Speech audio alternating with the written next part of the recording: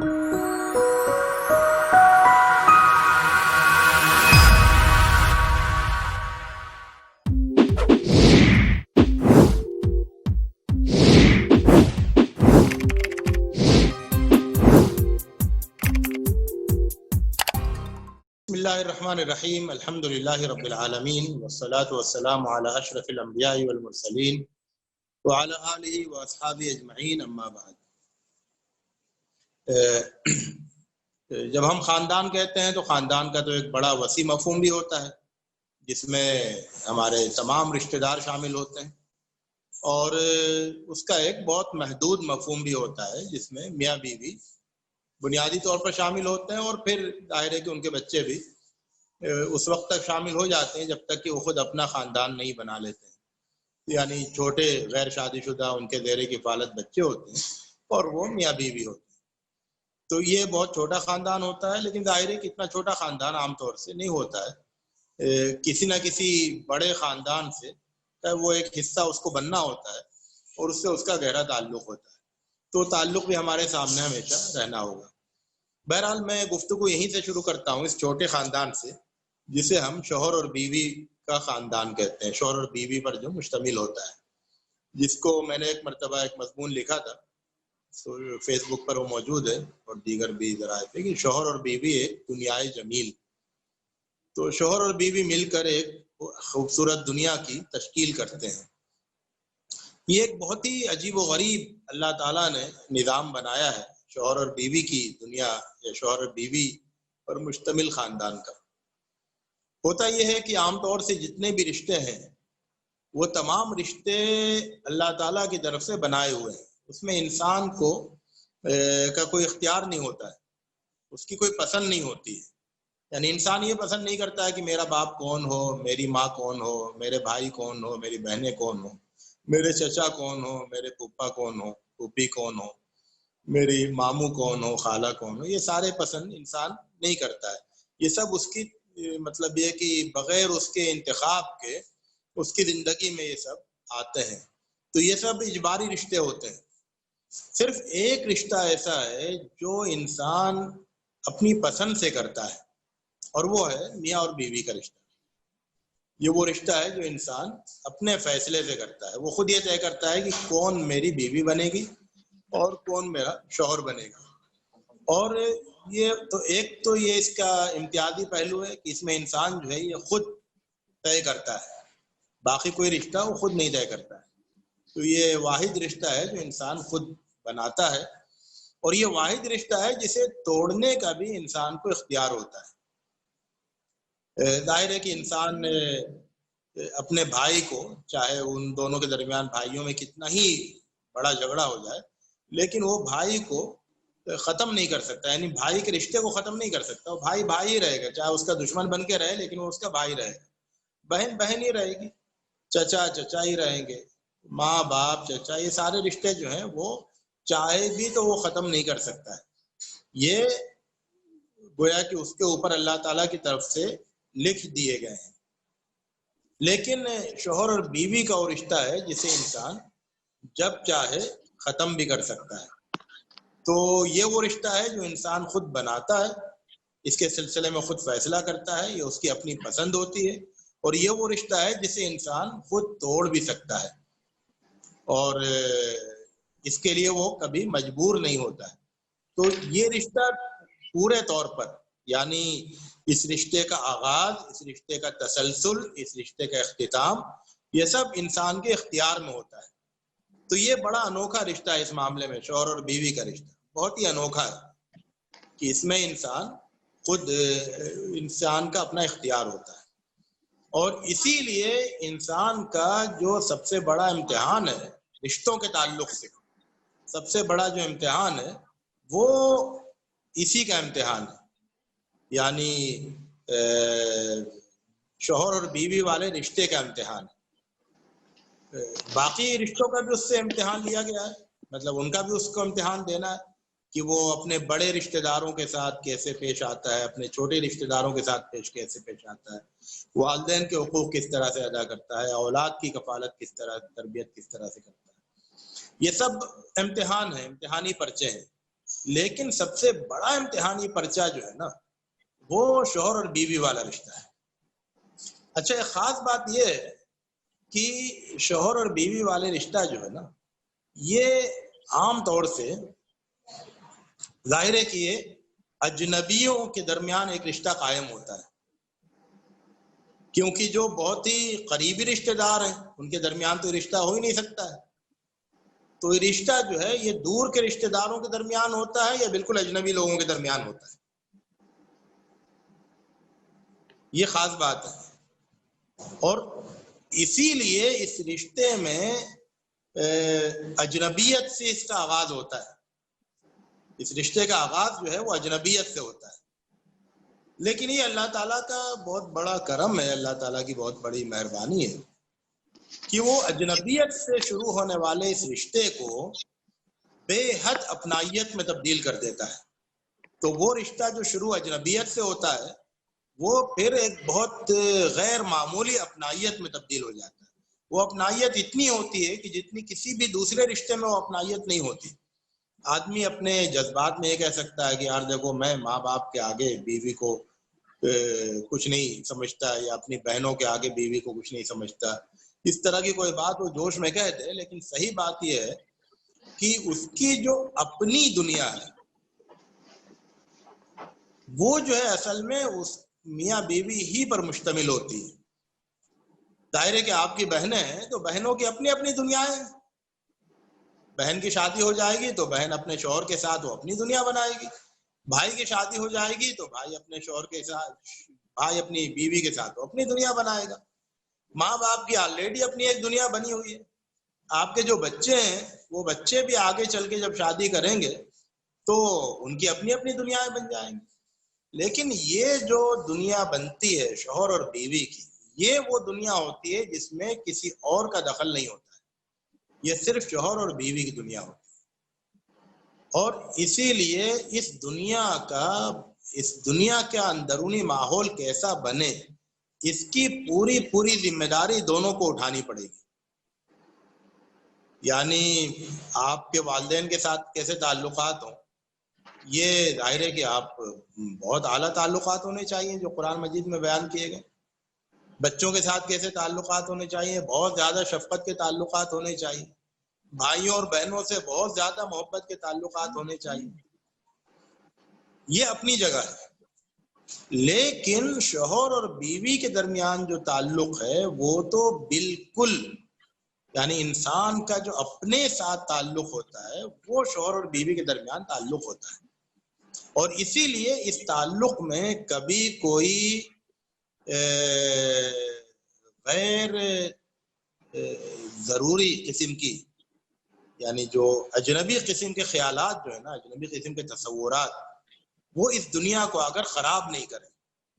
ہوتا کیا ہے کہ طرح طرح کے تصورات ہوتے ہیں، جیسے مثال کے طور پر آدمی یہ سوچتا ہے کہ میں تو مرد ہوں تو میں تو اپنی مردانگی کا اظہار کرتا رہوں گا، ہے نا، تو مردانگی کا اظہار کرنا ہے تو ٹھیک ہے، لیکن اس کے نتیجے میں آپ نے جو دنیا، ایک خوبصورت دنیا جو تعمیر کرنی ہے، وہ دنیا تو پھر آپ سے تعمیر نہیں ہو سکے گی۔ آپ جو ہے وہ اپنے مرد ہونے کا بار بار اظہار کرتے رہیں گے اور اسی اظہار کرتے میں آپ گزر جائیں گے، آپ کی دنیا بھی گزر جائے گی، لیکن اس دنیا کو جو دلکش بنانا ہے، جو خوبصورت بنانا ہے، وہ کام تو آپ نہیں کر سکیں گے۔ اسی طرح سے اگر کوئی یہ کہتا ہے کہ میں جو ہوں وہ جس طرح سے اپنی بہنوں کا خیال کرتا ہوں اسی طرح اپنی بیوی کا خیال کروں گا، اور جو اپنے بہنوں کے لیے لاتا ہوں وہی اپنی بیوی کے لیے لاؤں گا، اور میں بالکل برابر، تو ٹھیک ہے آپ جو ہے وہ مساوات کا، لیکن یہ مساوات کا ایک اجنبی تصور ہے، یہ غیر ضروری تصور ہے۔ آپ بہنوں کا پورا حق ادا کریں، بالکل پورے حق ادا کریں، لیکن یہ ہے کہ بیوی اور بہنوں کے حقوق میں خلط ملط نہیں کریں، ورنہ آپ اپنی اس خوبصورت دنیا کی فضا کو مقدر کریں گے، اس کو جو ہے وہ ویسا نہیں بنا سکیں گے جیسا کہ بننا چاہیے۔ تو شوہر اور بیوی کے درمیان جو تعلق ہے وہ دراصل ایک دونوں مل کر ایک گھروندہ بناتے ہیں زندگی کا، اور دونوں کی کوشش یہ ہونی چاہیے کہ یہ گھروندہ بہت خوبصورت ہو، بہت آرام دہ ہو، اور ایسا ہو جائے کہ ایک دوسرے کی آنکھوں کی ٹھنڈک ہو، جس کو قرآن مجید میں کہا گیا نا کہ ربنا ہب لنا من ازواجنا وذریاتنا قرۃ اعین. تو شوہر بیوی کی آنکھوں کی ٹھنڈک ہو جائے، بیوی شوہر کی آنکھوں کی ٹھنڈک ہو جائے، اور شوہر بیوی کی آنکھوں کی ٹھنڈک ہو جائے. یہ آنکھوں کی ٹھنڈک کب بنیں گے؟ یہ آنکھوں کی ٹھنڈک آپ اس وقت بنیں گے جب کہ یعنی وہ آپ کا جوڑا، آپ کی آنکھوں کی ٹھنڈک اس وقت بنے گا جب آپ اپنے جوڑے کی آنکھوں کی ٹھنڈک بنیں گے. تو آپ دعا تو کر سکتے ہیں کہ میرا جوڑا میری آنکھوں کی ٹھنڈک بن جائے، لیکن یہ کہ آپ اپنے سلسلے میں دعا تھوڑی نہ کریں گے. اپنے سلسلے میں تو آپ فیصلہ کریں گے، اقدام کریں گے، اور آپ یہ طے کریں گے کہ میں اپنے جوڑے کی آنکھوں کی ٹھنڈک بنوں گا. اور جب آپ اس کی آنکھوں کی ٹھنڈک بنیں گے تو پھر اس بات کا امکان بہت زیادہ بڑھے گا کہ وہ آپ کی آنکھوں کی ٹھنڈک بنے. تو جو بہت ہی اعلیٰ تعلق ہے نا قرآن مجید کی تعبیر میں، وہ آنکھوں کی ٹھنڈک کا ہے کہ دونوں مل کر ایسی دنیا بنائیں، ایسا گھر بنائیں جس میں دونوں کی آنکھیں ٹھنڈی ہوں ایک دوسرے کو دیکھ کر. تو یہ ایک بہت بڑا وہ ہے، تصور ہے. یعنی ہمیں یہ سمجھنا چاہیے کہ یہ جو شوہر اور بیوی کا تعلق ہے، یہ دراصل ہماری زندگی کا ایک بہت بڑا امتحان ہے. اس میں ہمیں اپنی تمام صلاحیتوں کا اظہار کر دینا چاہیے. یعنی اس گھر کو خوبصورت بنانے میں ہم جتنی صلاحیتیں لگا سکتے ہیں ان تمام صلاحیتوں کو لگا دینا چاہیے، اور جہاں جہاں ہم جس اخلاق کا، جس خصلت کا مظاہرہ کر سکیں وہ سب ہمیں کرنا چاہیے. یہ آپ سمجھ لیں کہ یہ آپ کا ایک وہ جیسے ایک انسان ہے نا، اس کے ایک شوق ہوتا ہے کہ وہ ایک اپنا نمونے کا گھر بنائے گا. تو اس کے لیے کیا کرتا ہے؟ اپنی عمر کی ساری کمائی لگا دیتا ہے، پھر وہ ساری دوڑ بھاگ اس میں کرتا ہے، ساری محنت کرتا ہے، اور اچھے سے اچھے سامان تلاش کرتا ہے، کیونکہ وہ اس کا ڈریم ہاؤس ہوتا ہے.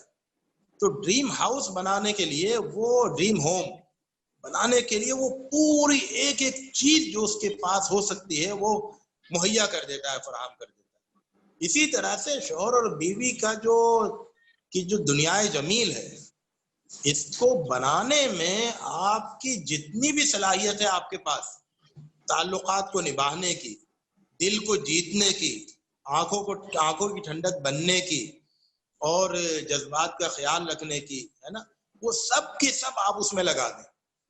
اور دیکھیے اس میں کیا ہوتا ہے نا، ایک بہت پتے کی بات میں آپ لوگوں سے کہنا چاہتا ہوں، وہ یہ ہے کہ جو غیر ضروری چکروں میں نہیں پڑنا چاہیے، مسئلوں میں نہیں الجھنا چاہیے. آپ کا ایک بڑا ڈریم ہے نا، ایک خوبصورت گھر بنانا، یعنی زندگی کا ایک گھر. تو اب اس میں اگر آپ چھوٹی چھوٹی چکروں میں پڑیں گے تو پھر آپ جو ہے نا وہ بنا نہیں سکیں گے. میں آپ کو ایک مثال دیتا ہوں. ایک مرتبہ جو ہے ایک نوجوان آیا میرے پاس، اس نے کہا کہ میرا اپنی بیوی سے روزانہ جھگڑا ہوتا ہے. بھئی کس بات پہ جھگڑا ہوتا ہے؟ کہا کہ معاملہ یہ ہے کہ جب ہم دونوں مل کے کوئی بات طے کرتے ہیں کہ بھئی وہ آج کھانا کھانے ہوٹل میں چلیں گے، تو وہاں سے فون آتا ہے، وہ اپنی بہن سے مشورہ کرتی ہے کہ کس ہوٹل میں جائیں، تو وہ کوئی ہوٹل بتاتی ہے. میں جو ہوٹل بتاتا ہوں وہ اس سے اختلاف کرتی ہے، نہیں ہم تو اس ہوٹل میں جائیں گے جو میری بہن نے بتایا. بچوں کے لیے کپڑے خریدنے جانا ہے تو بہن سے مشورہ آتا ہے کہ بھئی وہ فلاں کپڑے خریدنا ہے، یہ کپڑے یہ برانڈ نہیں، وہ برانڈ اچھی ہے. فلاں پارک میں نہیں جانا ہے، نہیں فلاں پارک میں جانا ہے. فلاں اسکول میں داخل کرانا، نہیں فلاں اسکول میں داخل کرانا. بات پہ جھگڑا ہوتا ہے. کس بات؟ کیونکہ وہ جو بہنیں جو ہیں اس کو فیڈ کرتی ہیں، اور وہ جو ہے اس پر اڑی رہتی ہے، اور اس کے کیا میری کوئی بات نہیں سنتی ہے. تو اس میں دو باتیں دیکھیے. ایک تو اس پر میں بعد میں آؤں گا، وہ بات جو میں نے اس کو مشورہ دیا نا، میں نے اس سے کہا دیکھو یہ بتاؤ کہ اگر اس ہوٹل کے بجائے اس ہوٹل میں چلے گئے، اس پارک کے بجائے اس پارک میں چلے گئے، اس برانڈ کے بجائے وہ برانڈ خرید لیا، تو اس میں تمہارا کیا بگڑتا ہے؟ تمہارا نقصان کتنا ہوتا ہے؟ کیا نہیں، نقصان تو کچھ نہیں ہوتا ہے، بس یہ کہ میری پسند کا خیال نہیں ہوتا ہے. تو میں نے کہا کہ بھائی دیکھو ٹھیک ہے، تمہارا جہاں تک نقصان نہیں ہوتا ہے نا اس حد تک تم بیوی کی بات مانتے چلے جاؤ. جہاں تک تمہارا کوئی نقصان نہیں ہو رہا ہے بہت بڑا، تم بیوی کی بات مانتے چلے جاؤ. یہ ہوٹل چلو یہ ہوٹل، یہ پارک چلو یہ پارک، یہ ڈش چلو یہ ڈش، یہ بچوں کے کپڑے چلو یہ کپڑے. جو وہ چھوٹی چھوٹی باتیں کہہ رہی ہے تمہارا کوئی نقصان نہیں ہو رہا ہے، گھر کا جو کہ فیوچر پہ کوئی بہت بڑا اثر نہیں پیدا پڑنے والا ہے، کوئی ایسا بڑا ڈیسیزن نہیں ہے، تو ان سب چیزوں میں تم بات مانتے جاؤ مانتے جاؤ مانتے جاؤ. اور پھر تم اپنی بات منوانے کے لیے جو دو چار زندگی کے بہت بڑے فیصلے ہیں وہ تم اپنے پاس رکھو کہ وہ میں منواؤں گا، باقی سارے منوا لو، سارے مانتے چلے جاؤ. تو اس نے جا کے تجربہ کیا تو واقعی اس کا پھر فون آیا کہ یہ تو ہمارے گھر کا ماحول بالکل بدل گیا. اب تو صورتحال یہ ہے کہ ہمارے یہاں جھگڑے نہیں ہو رہا ہے، ترس کے رہ گئے ہم لوگ، کیونکہ جب وہ جس بات پہ وہ کہتی ہے وہ تو میں کہتا ہوں ٹھیک ہے، پھر وہ کہتی ہے یہ بات تو میں کہتا ہوں ٹھیک ہے. تو ٹھیک ہے میں بہت تیزی کے ساتھ زندگی گزر رہی ہے. اور اب تو مطلب یہ کہ بات جو ہے وہ مطلب ایسا مطلب جی چاہنے لگا ہے کچھ پہلے جیسے کچھ وہ. تو میں نے کہا ٹھیک ہے، اس میں تمہارا بگڑ کیا رہا ہے، نہ تمہارے بہت زیادہ پیسے لگ رہے ہیں، نہ تمہارا کوئی نقصان ہو رہا ہے. تو ایک بات تو یہ ہوئی کہ جہاں تک آپ دوسرے کی بات مان سکیں وہاں اپنی بات منوانے کی کیوں فکر کرتے ہیں. مان لیجئے 1000 باتیں آپ مان لیجئے، اس کے بعد ایک بات آپ منوا لیجئے.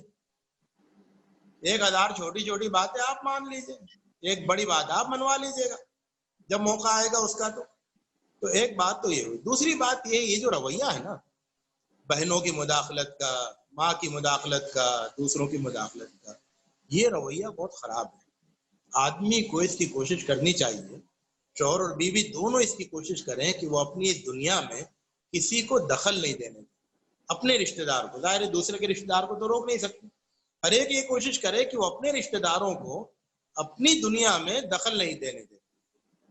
ہوتا کیا ہے کہ بھئی بہن ہے، شوہر کی بہن ہے، تو وہ اپنی دنیا تو الگ بسائے ہوئے اپنے شوہر کے ساتھ ہے آرام سے، لیکن وہ آگے مداخلت کرتی رہتی ہے اپنے بھائی کی دنیا میں. اسی طرح سے بیوی ہے تو بیوی کی جو بہنیں ہیں، بیوی کی ماں ہے، وہ اپنی دنیا چھوڑ کے ادھر آ کے مداخلت کرنے لگتی. اور اس میں کیا ہوتا ہے کہ بات خراب ہوتی ہے. یہ جو ہے نا شوہر اور بیوی کی دنیا، اس میں یہ بالکل اس کے اندر فل پرائیویسی ہونی چاہیے. فل پرائیویسی کا مطلب یہ کہ کسی کی مداخلت نہیں ہو. ہم کیا پرائیویسی سمجھتے ہیں؟ ہم پرائیویسی کا بہت سطحی مفہوم سمجھتے ہیں کہ گھر کے اندر کوئی اور نہیں رہے، بس ہم اکیلے گھر میں رہیں، کوئی اور گھر میں نہیں رہے، تو یہ پرائیویسی ہم سمجھتے ہیں، ہے نا، کہ وہ بے پردہ نہیں دیکھ لے اور سر پہ دوپٹے کے بغیر نہیں دیکھ لے، اور بار بار ہم کہتے ہیں ہمارے گھر میں فلاں نہیں آ کے رہے، ہماری پرائیویسی متاثر ہو. پرائیویسی صرف یہ نہیں ہے. پرائیویسی تو یہ ہے کہ گھر میں آپ جو ہیں وہ آپ کے فیصلوں میں آ کے کوئی مداخلت کر رہا ہے، آپ کے بجٹ میں آ کے کوئی مداخلت کر رہا ہے، آپ کے پسند میں آ کے مداخلت کر رہا ہے. آپ دونوں مل کر جیسا گھر بنانا چاہتے ہیں، جیسی زندگی گزارنا چاہتے ہیں مل جل کر، اس میں آگے کوئی مداخلت کر رہا ہے. تو یہ سب سے بڑی پرائیویسی کو توڑنے والی بات ہے. تو اپنی پرائیویسی کو بچانا یہ دونوں کی ذمہ داری ہے. دونوں ایک دوسرے کو سمجھائیں کہ دیکھو میں بھی اپنے رشتہ داروں کو بالکل مداخلت نہیں کرنے دوں گا، تم بھی اپنے رشتہ داروں کو بالکل مداخلت نہیں کرنے دو. ہم دونوں آپس کے مشورے سے بہت اچھی طرح گھر چلا سکتے ہیں، ہم دونوں چلا لیں گے. تو یہ تو آئیڈیل صورت ہے. لیکن ایسا اگر نہیں ہو پا رہا ہے تو پھر دوسری صورت وہی ہے پریکٹیکل، کہ آپ جو ہے وہ بات مانیں، زیادہ سے زیادہ بات مانیں. جتنی بات مانیں گے اتنا ہی فائدہ ہوگا. ایک بات اور ہے، وہ یہ ہے کہ اگر آپ کو یہ محسوس ہوتا ہے، دیکھیں یہ جو میں نے شروع میں کہا تھا کہ بھئی بیوی ہے اور شوہر ہے، دونوں ساتھ ہیں، لیکن ظاہر ہے کہ دونوں کا اپنا اپنا بڑا خاندان بھی ہے. اس سے آپ الگ تھلگ تو نہیں رہ سکتے، الگ تھلگ رہنا بھی نہیں چاہیے. سماجی ذمہ داری ہے کہ اللہ آپ دونوں نے مل کے دو خاندانوں کو جوڑا بھی ہے. آپ نے، آپ دونوں صرف جڑے نہیں ہیں، بلکہ آپ نے دو بڑے خاندانوں کو جوڑا ہے، اور ان دونوں بڑے خاندانوں کو جڑے رہنا چاہیے، یہ آپ دونوں کا بھی حق ہے اور آپ کے آنے والے بچوں کا بھی حق ہے۔ سمجھ رہے ہیں نا؟ یہ آپ دونوں کے آنے والے بچوں کا بہت بڑا حق ہے کہ مثال کے طور پر میرے بچے کو ایک بہترین ننیال حاصل ہو جہاں اس کو پوری محبت ملے، اور میرے بچے کو ایک بہت اچھا ددیال بھی حاصل ہو جہاں اس کو پوری محبت ملے۔ تو میرے بچے کو ایک ننیال ملے اور ایک ددیال ملے، یہ اس بچے کا حق ہے۔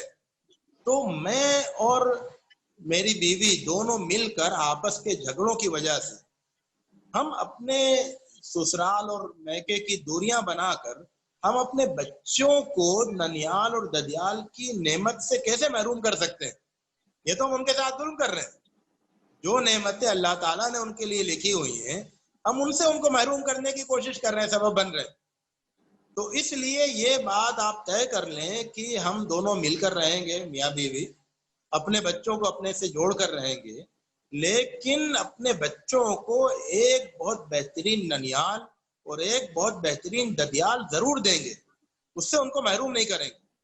اور جب آپ یہ طے کر لیں گے تو پھر آپ کی ذمہ داری بڑھ جائے گی کہ آپ ننیال اور ددیال یعنی دونوں شوہر اور بیوی دونوں جو ہیں وہ اپنے اپنے سسرال سے اپنے بہت اچھے تعلقات رکھیں، اور اپنے اپنے سسرال کے سسرالی رشتہ داروں کی محبت اپنے بچوں کے دلوں میں بٹھائیں، تاکہ ایک بڑا خاندان جو ہے وہ حاصل ہو۔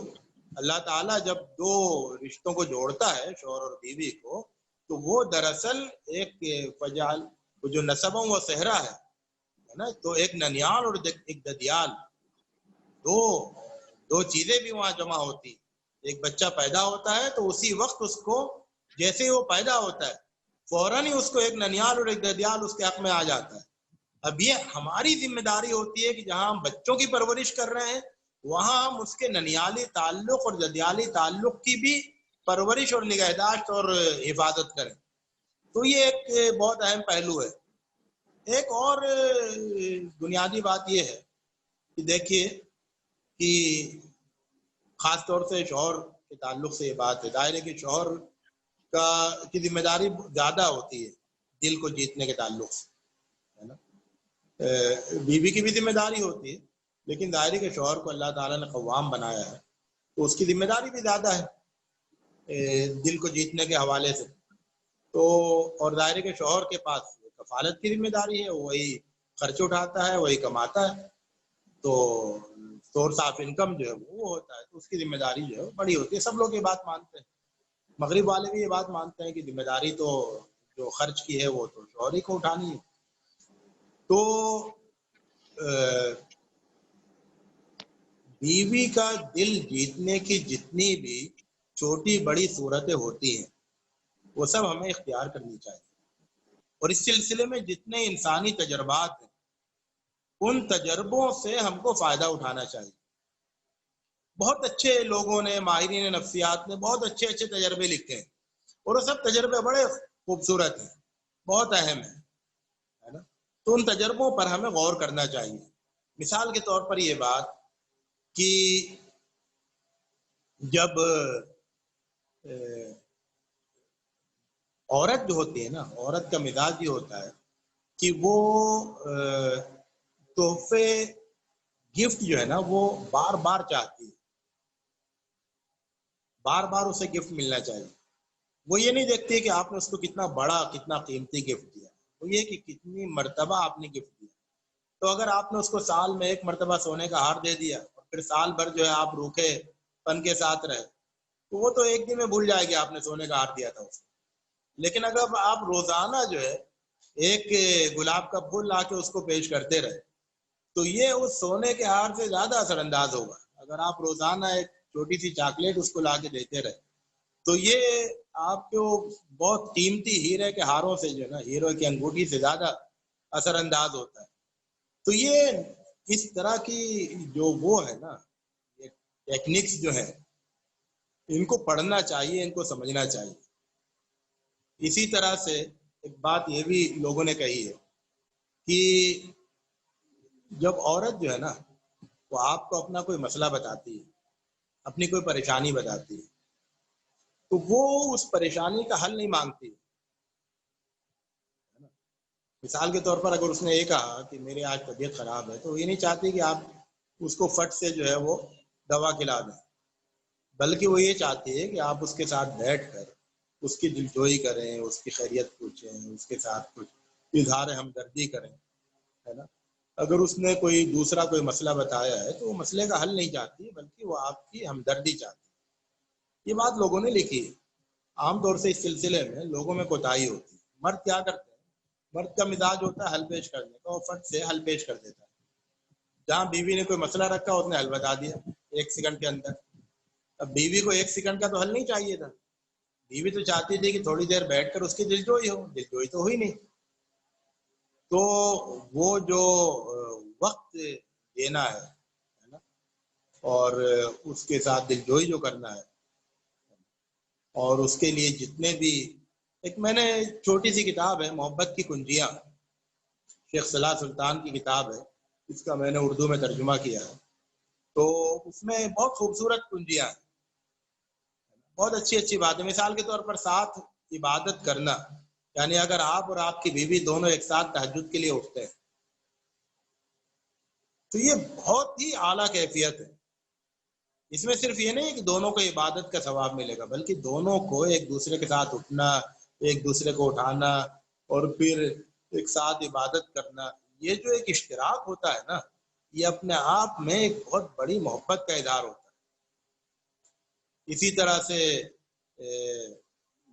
پیاری بات کہنا ہے، خوبصورت لمس ہے، بوسہ ہے، اور ایسی بہت ساری چیزیں، ان سب کا جو ہے اہتمام ہونا چاہیے۔ سلسلے میں کیا ہے نا کہ بہت زیادہ تکلف نہیں برتنا چاہیے۔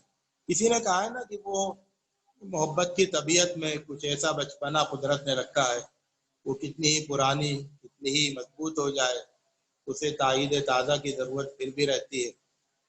تو تائید تازہ جو ہے نا وہ ہوتی رہنی چاہیے، کہ آپ پوری زندگی میں ایک بار بھی یہ نہیں کہہ سکے کہ بھائی مجھے تم سے محبت ہے، میں تم کو مانتا ہوں، مجھے تمہارے ہاتھ کا بنایا ہوا کھانا اچھا لگتا ہے، میرا جی چاہتا ہے کہ تم میرے سامنے بیٹھو۔ تو یہ باتیں جو ہے نا یہ کہنی چاہیے، اس کا اظہار کرنا چاہیے۔ محبت جو ہے نا، محبت میں اظہار بہت اہم ہوتا ہے، اور فل اظہار ہونا چاہیے، جس طرح سے اظہار ہو سکتا ہے وہ اظہار ہونا چاہیے۔ تو محبت جو ہے وہ دل میں رکھنے کی چیز نہیں ہوتی ہے۔ دل میں تو کیا ہے پتہ ہی نہیں ہے نا، دل میں تو آپ جانتے ہوں گے کہ آپ کے دل میں کیا ہے، لیکن سامنے والا تو وہ جانتا ہے جس کا اظہار ہوتا ہے۔ تو پھر آپ کھل کر اظہار کریں، اور جب آپ اظہار کریں گے تو اس کے جواب میں پھر اظہار بھی ہوگا۔ تو اس سلسلے میں کوئی تکلف نہیں کرنا چاہیے، اور کھل کے محبت کا اظہار ہونا چاہیے۔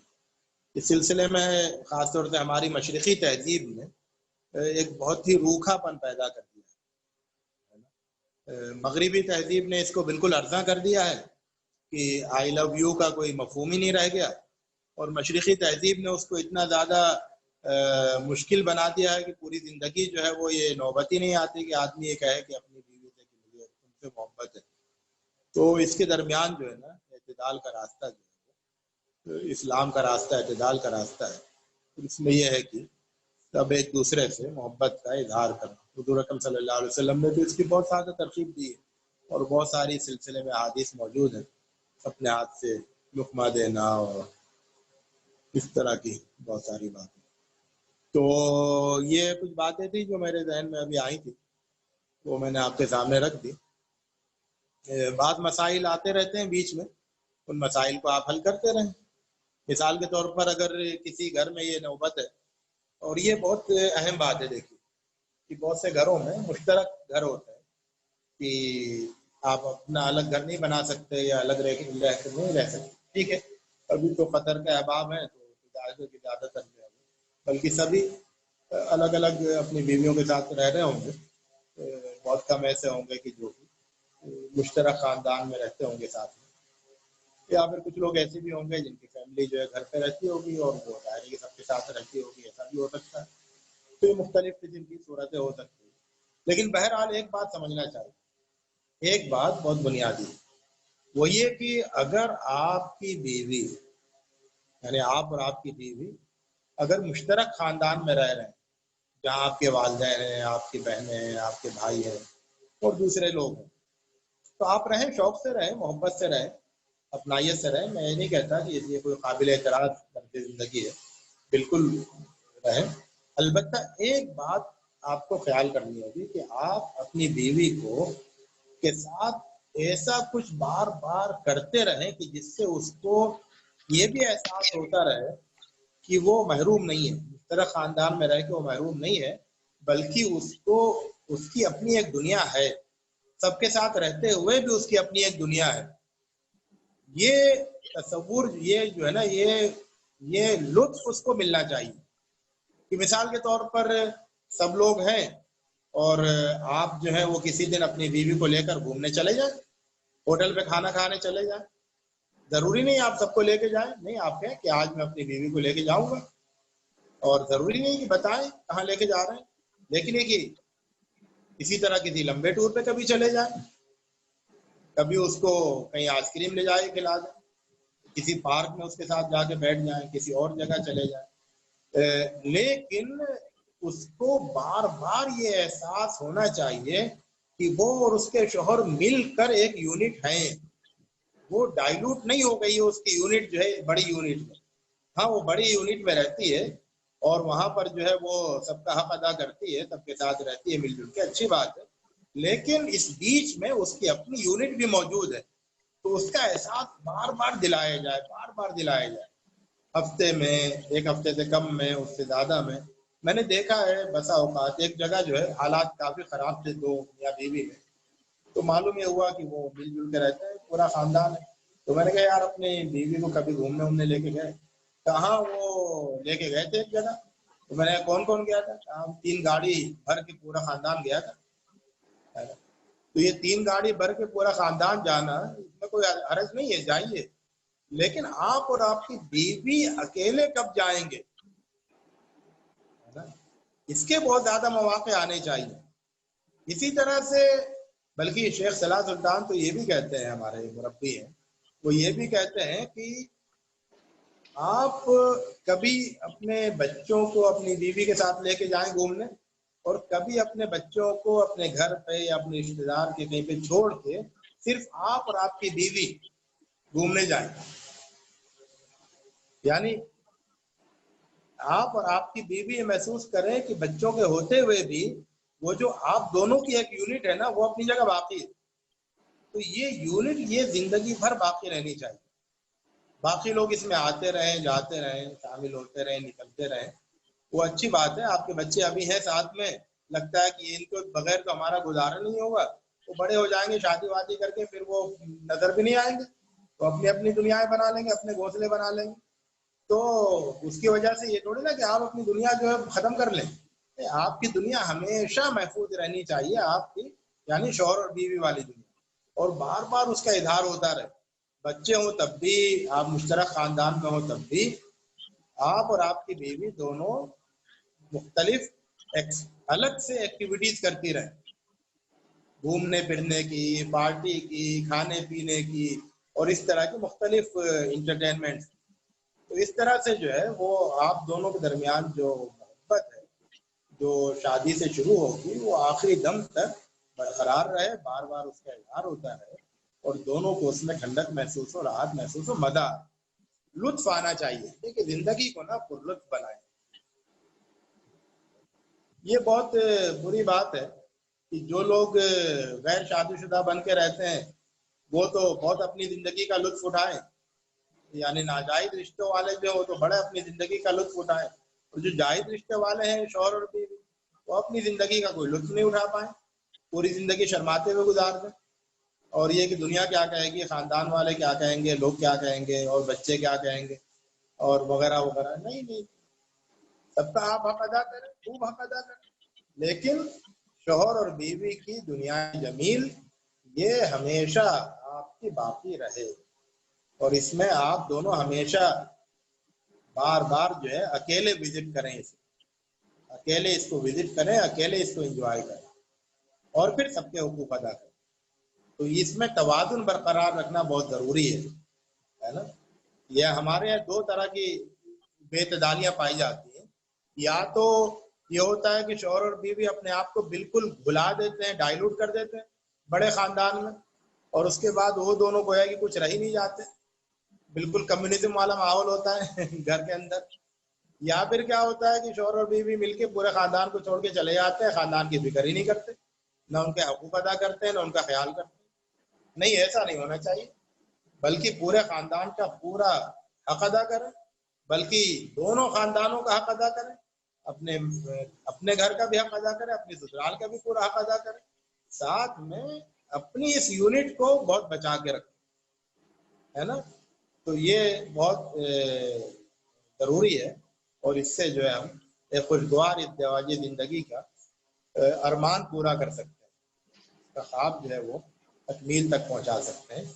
اللہ رب العزت سے دعا ہے کہ وہ ہمیں اس کی توفیق عطا فرمائے، ہم ایک دوسرے کی آنکھوں کی ٹھنڈک بنے، ایک دوسرے کو خوش کریں اور ایک دوسرے کو راضی کریں، ایک دوسرے کے دوست بن کر رہیں، ایک دوسرے کے تمام حقوق ادا کریں، اور ایک دوسرے کے اندر اپنے لیے سکون اور راحت تلاش کریں اور اس کا انتظام کریں. اللہ رب العزت ہماری اور سب نوجوانوں کی مدد کریں.